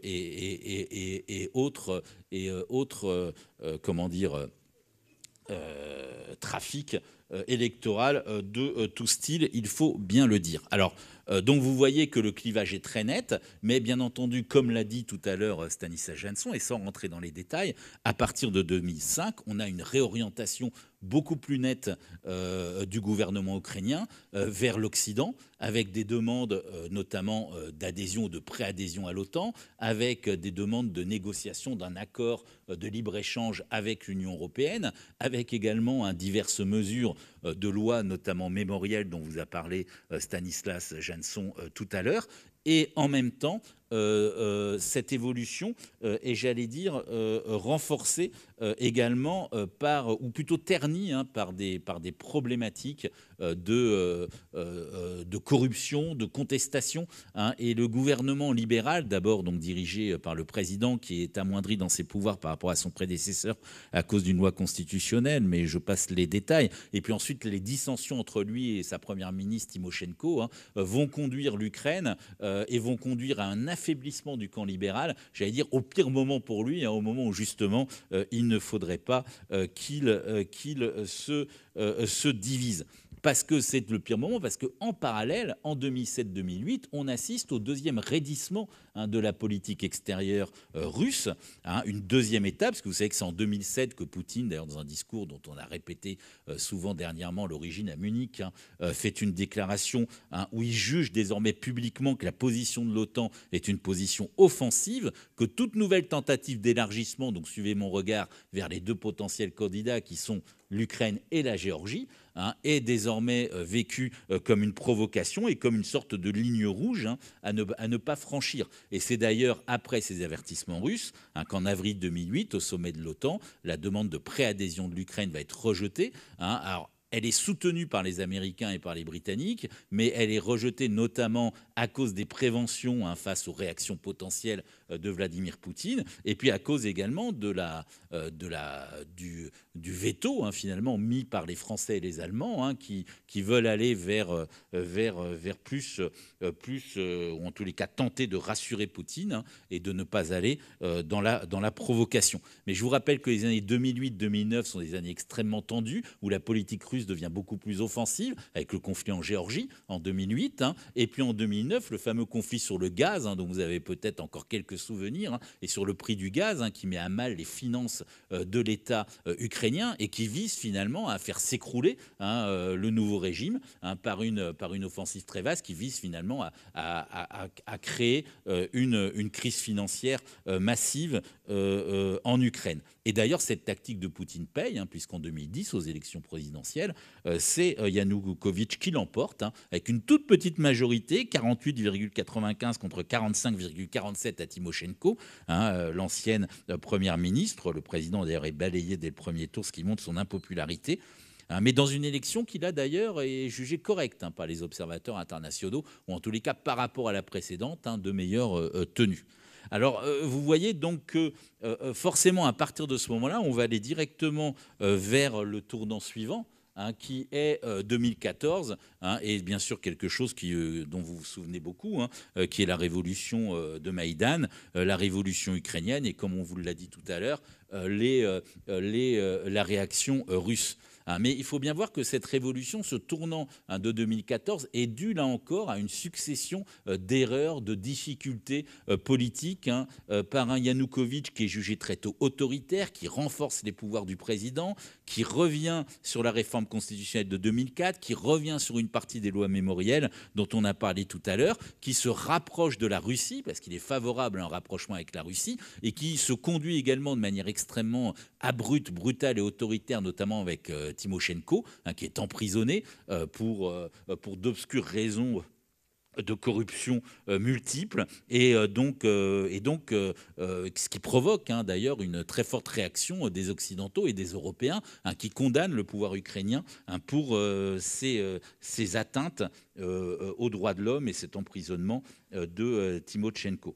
Alors, c'est donc en 2013 que les choses se sont nouées, quand finalement les négociations sur l'accord de libre-échange avec l'Union européenne arrivent à leur terme, quand il faut faire un choix finalement pour Yanukovych entre la signature de cet accord et un nouveau lien avec la Russie, notamment pour mettre fin à la crise financière, et la Russie agitant toujours le problème du gaz et notamment la facture gazière comme argument massu. Et donc Yanukovych, en novembre 2013, fait le choix de la Russie, annonce qu'il ne va pas ratifier l'accord de coopération et de libre-échange avec l'Union européenne, et c'est ce qui déclenche la contestation massive des Ukrainiens, avec des grandes manifestations pro-européennes, dont on appelle ça Euromaïdan. Vous avez ici une photo de ces manifestations, et qui tournent au désastre en bout de 3 mois de contestation, avec une répression policière massive de l'Ukraine et de l'État ukrainien, et qui conduit au final à une véritable révolution et à une déposition du président qui s'enfuit pas n'importe où en Russie le 21 février, avec la Rada qui constate cette vacance du pouvoir et qui convoque de nouvelles élections présidentielles avec un nouveau gouvernement. Alors, bien entendu, c'est cette révolution qui conduit directement à la réaction militaire russe, puisque il s'agit d'une réaction militaire déguisée, qui est une réaction militaire russe. Alors vous connaissez bien ces images de ces soldats masqués sans leur marque ou leur marquage sur l'uniforme russe, qui donc font suite à ce départ de Yanukovych. Et vous voyez aussitôt, le 20 février 2014, on est vraiment en pleine révolution. Les troupes russes s'emparent de la Crimée, donc troupes déguisées. On agit encore de manière prudente. Et puis à partir du 23 février, les premiers heurts dans les villes du Donbass contre le nouveau gouvernement, qui débouche donc en mars-avril sur l'annexion de la Crimée, après le référendum qui a été organisé, et puis les naissances des républiques populaires du Donbass, de Louhansk et de Donetsk en avril puis en mai 2014, ce qui marque une réaction bien entendu russe extrêmement forte, et ce qui finalement introduit le conflit on va dire dans un premier temps, entre guillemets, indirect entre la Russie et l'Ukraine, si on peut l'appeler indirect, depuis maintenant 8 ans, et puis le conflit donc, qui a débordé récemment en un véritable conflit direct entre les deux pays. Mais là, je m'avance dans l'actualité, donc j'abandonne déjà une casquette d'historien qui était, vous l'avez compris, déjà très proche. Alors pour conclure, eh bien, écoutez, je crois que finalement, ce qui s'est passé depuis 2014, c'est finalement la confirmation de ces deux dynamiques et leur amplification, avec d'un côté l'amplification du nationalisme ukrainien et de la volonté des Ukrainiens de se rapprocher encore plus de l'Union européenne et de l'Occident, qui a été renforcé, bien entendu, par l'invasion, par le séparatisme du Donbass et par l'invasion de la Crimée et son annexion, condamnée, bien entendu, par la communauté internationale. La volonté russe également de réduire de plus en plus cette Ukraine, ou de réduire de plus en plus le problème ukrainien, en renforçant sa puissance militaire, et puis, j'allais dire, en testant de plus en plus la volonté de réaction occidentale. Parce que finalement, depuis 2008, il faut aussi le constater, Poutine s'introduit également dans un contexte géopolitique marqué par un certain retrait, ou en tous les cas par une certaine discrétion occidentale et notamment américaine, puisque tout de même, depuis 2008 et 2010, et notamment en 2014, eh bien, les Occidentaux, américains comme européens, certes condamnent, certes sanctionnent de manière, somme toute, assez modérée jusqu'en 2022, mais j'allais dire, ne pose pas véritablement de lignes rouges, on va dire ça comme ça, avec sachant ce que vaut les lignes rouges occidentales par ailleurs, mais en tous les cas ne pose pas de véritables lignes rouges à Vladimir Poutine. Et finalement, tout ce qui se passe depuis 2014 sur la scène internationale, que ce soit les affaires de Syrie notamment, ne font que confirmer le pouvoir russe dans cette conviction d'une faiblesse occidentale et d'une non-protection de l'Ukraine par les Occidentaux. Voilà, j'en termine là parce que j'ai dépassé mon temps. Merci.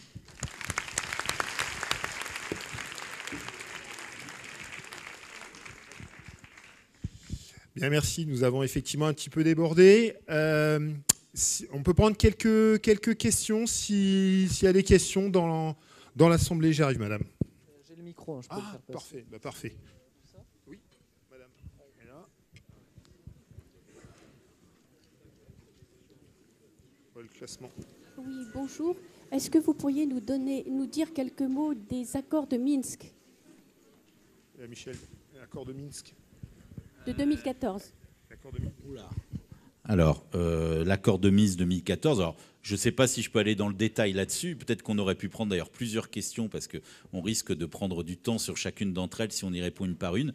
Mais oui, les accords de Minsk, c'est en fait la tentative mise en place notamment par les Européens et par Angela Merkel et François Hollande, à ce moment-là, de trouver une solution diplomatique au problème du séparatisme au Donbass et d'essayer de trouver une solution diplomatique en tentant de rapprocher les positions de l'Ukraine d'un côté et de la Russie de l'autre, dans une sorte de dialogue à quatre pour y parvenir, et avec un processus qui s'est largement enlisé au fur et à mesure devant la mauvaise volonté, j'allais dire quasiment de chaque côté, de faire vivre ce dialogue et de faire vivre et de trouver une véritable solution au conflit. Donc oui, c'est une tentative finalement de résolution et de résolution entre l'Europe, l'Ukraine et la Russie, qui marque d'ailleurs là aussi un certain retrait des Américains face à la question, et l'attitude américaine étant de se dire que déjà depuis une dizaine d'années, que finalement les Européens doivent trouver par eux-mêmes une solution à ces problèmes, ce qui marque aussi une certaine forme de désengagement américain et de réorientation de la politique américaine vers l'Asie-Pacifique. Merci. Je me demandais par rapport aux contraintes économiques qui sont en train d'être mises en place. Il y a eu récemment un discours du Premier ministre russe, il me semble, qui disait, en gros, un ministre, du coup, c'était Bruno Le Maire, qui disait en somme qu'on va faire des contraintes économiques, mais que mener une guerre économique, c'est un peu les termes qui étaient utilisés par Bruno Le Maire, pouvait mener à une guerre totale. Souvent, c'est ce qui se passait. Est-ce qu'en tant qu'historien, vous avez ce rapport de causalité que vous observez à plusieurs reprises dans l'histoire? Ou est-ce que c'est du sens commun?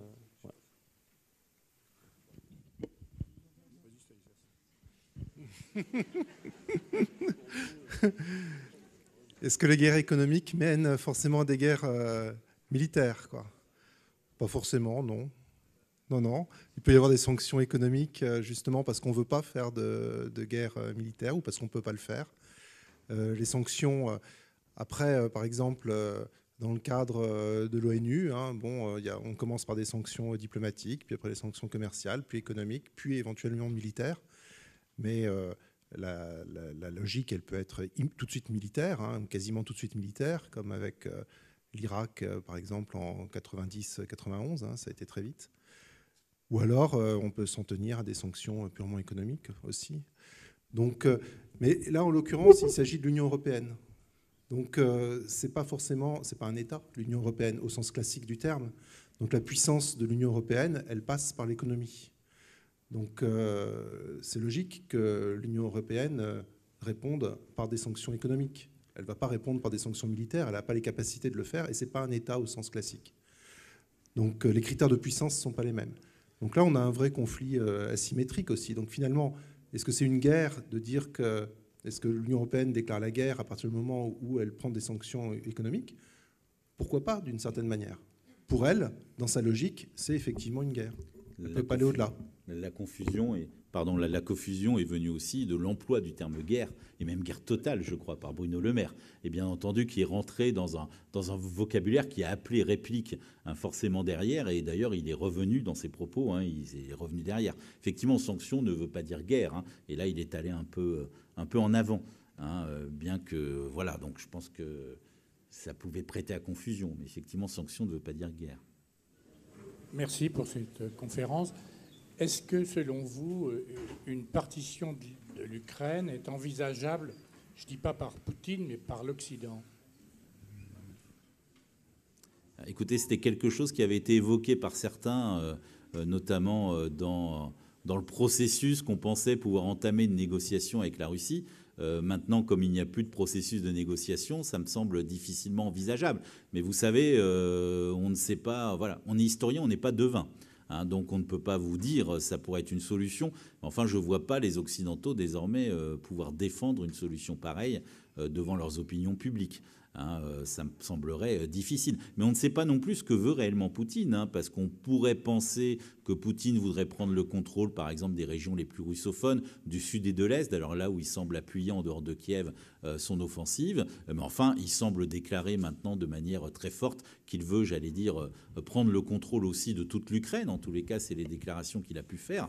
Donc, en fonction également de où il voudra aller, et j'allais dire d'où il s'arrêtera, les conditions du dialogue ou de négociation seront forcément très différentes. Est-ce que lui-même veut d'une partition? Est-ce que lui-même ne veut pas reprendre définitivement le contrôle des anciens trois républiques slaves pour recréer cet empire russe dont il rêve et qui est finalement son unique objectif? Si on lit ça comme ça, il ne se contentera pas de reprendre ou ne pourrait pas se contenter d'une partition de l'Ukraine. Je ne pense pas. Et on peut peut-être prendre une dernière question.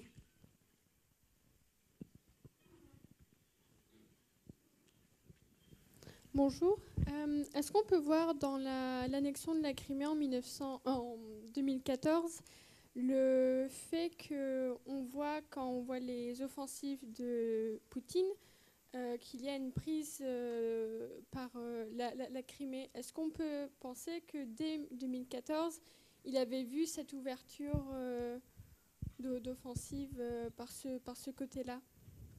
Alors, c'est-à-dire, je réponds sur une partie de votre question, c'est que en réalité, quand on regarde cette conquête cette annexion de la Crimée en 2014, donc qui est un bis repetita de 1783, on est dans une logique, et on le voit bien actuellement dans la stratégie militaire russe, de contrôle du littoral de la mer Noire. C'est-à-dire que l'enjeu est là. Et ce que je disais tout à l'heure, et on l'a vu hier ou avant-hier aux informations, l'enjeu actuel, c'est de prendre Odessa. C'est-à-dire qu'on voit bien qu'il s'agit pour les Russes de finalement établir leur contrôle sur le littoral de la mer Noire, parce que derrière, et c'est lié à d'autres enjeux internationaux, vous avez bien sûr les détroits turcs, mais vous avez aussi toute la politique méditerranéenne avec les bases russes en Syrie. Et donc, finalement, qu'il y ait eu stratégie en disant voilà, je vais faire ça en 2014 et ça en 2022, honnêtement, personnellement, j'y crois pas trop, mais c'était une hypothèse envisagée, ça c'est une part, et d'autant plus envisagée que ça s'inscrit dans une tendance longue de l'histoire russe, parce que la Russie, c'est quand même extrêmement paradoxal, c'est le pays du monde qui a le plus grand littoral, c'est-à-dire que les côtes de Russie, qui a le plus grand nombre de kilomètres de côtes, et en même temps, c'est un pays qui, paradoxalement, est enclavé sur le plan maritime. Et là, c'est vraiment une continuité de l'histoire russe. En Baltique, en mer Noire, la seule véritable ouverture pérenne, c'est Vladivostok. Mais ce n'est pas tout à fait à côté de Moscou. Pour compléter ce qu'a dit... pour compléter ce que vient de dire Éric, je pense que le contrôle de la Crimée en 2014 et son annexion suffisait largement à Vladimir Poutine pour renforcer sa présence en mer Noire et pour contrôler en fait toute la rive nord de la mer Noire, puisqu'on a vu par exemple l'extrême facilité, mais ça remonte aussi, mais bien avant, hein, je veux dire en 94, en 2017, en 97, j'ai oublié d'en parler tout à l'heure, mais il y a également un accord qui suit le traité d'amitié entre la Russie et l'Ukraine, qui est le partage de la flotte de la mer Noire. Et dans cet accord extrêmement favorable aux intérêts russes, il y a 85% de la flotte de la mer Noire qui est transférée à la Russie.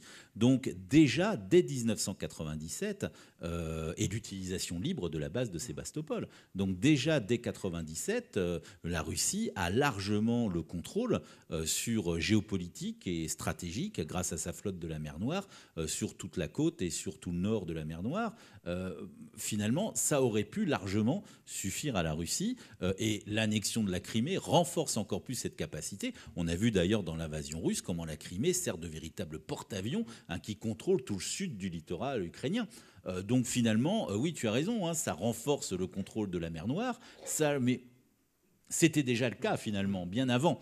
Hein, et la Russie n'avait aucun besoin réel de prendre le contrôle de la mer Noire, et d'ailleurs peut-être même pas de la Crimée, pour assurer sa domination sur tout le nord de la mer Noire, puisque l'Ukraine avait finalement accepté d'avoir une flotte, j'allais dire, de troisième zone, hein, qui n'avait aucune et qui n'exerçait aucune menace sur la Russie. Donc finalement, il ne va que renforcer quelque chose, mais dont finalement la Russie possédait déjà le contrôle depuis 1997, avec les bonnes grâces de l'Ukraine à l'époque.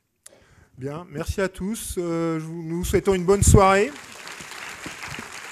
en espérant que nous aurons l'occasion de nous revoir dans des jours meilleurs et pour des conférences un peu plus gaies. Bonne soirée à toutes et à tous. Merci de votre présence.